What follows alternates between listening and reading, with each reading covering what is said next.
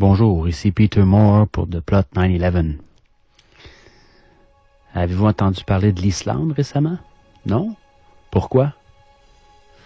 Si quelqu'un croit qu'il n'y a pas de censure actuellement, qu'il nous dise pourquoi on a tout su au sujet de ce qui se passe en Égypte, en Syrie et en Libye, et pourquoi les journaux n'ont absolument rien dit sur ce qui se passe en Islande, eh bien, écoutez bien ceci.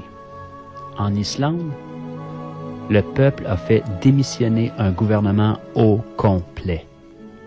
Les principales banques ont été nationalisées et il a été décidé de ne pas payer la dette contractée par ces dernières auprès des banques de Grande-Bretagne et de Hollande, dette générée par leur mauvaise politique financière.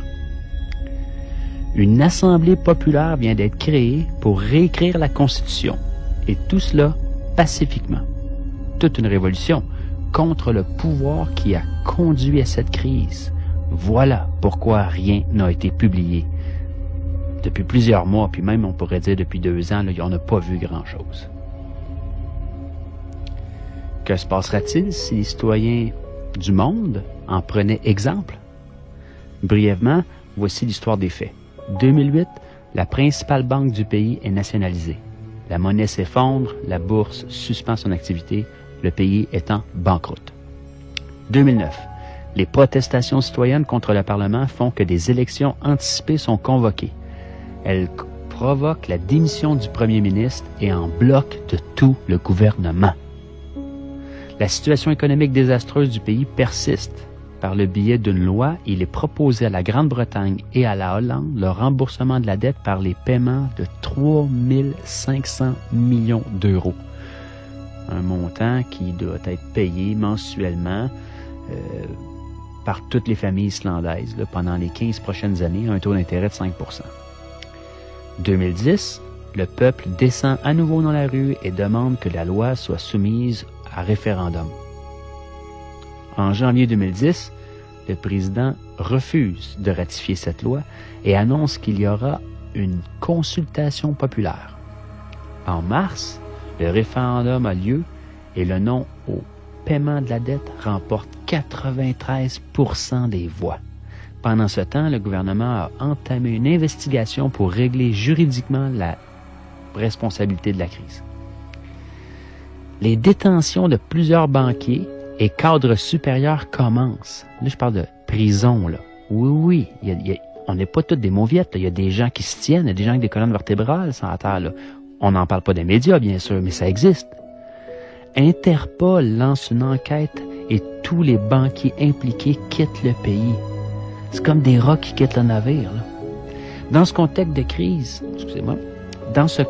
de crise, une assemblée est élue pour rédiger une nouvelle constitution qui reprend les leçons apprises de la crise et qui se substitue à l'actuelle, qui est une copie, dans le fond, de la constitution danoise.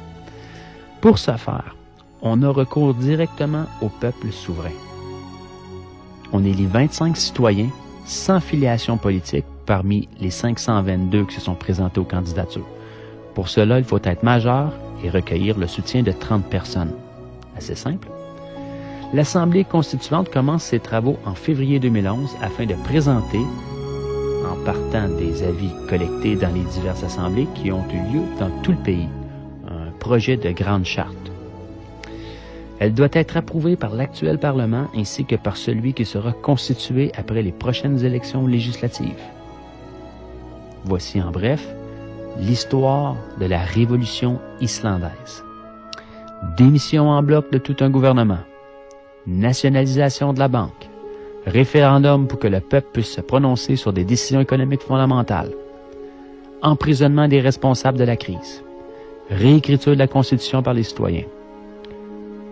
Nous a-t-on parlé de ça dans les médias européens, canadiens, américains, japonais, dans le monde, partout? Est-ce que les médias de masse ont même touché au sujet? En a-t-on parlé dans les débats politiques, radiophoniques ou télévisés? A-t-on vu des images de ces faits à la TV? Bien sûr que non. Il y a ben trop de monde qui regarde. Le peuple islandais a su donner une leçon à tout le monde entier en affrontant le système et en donnant une leçon de démocratie au reste du monde. Mes sources, c'est la liste Parti de gauche 84 par Forum civique européen.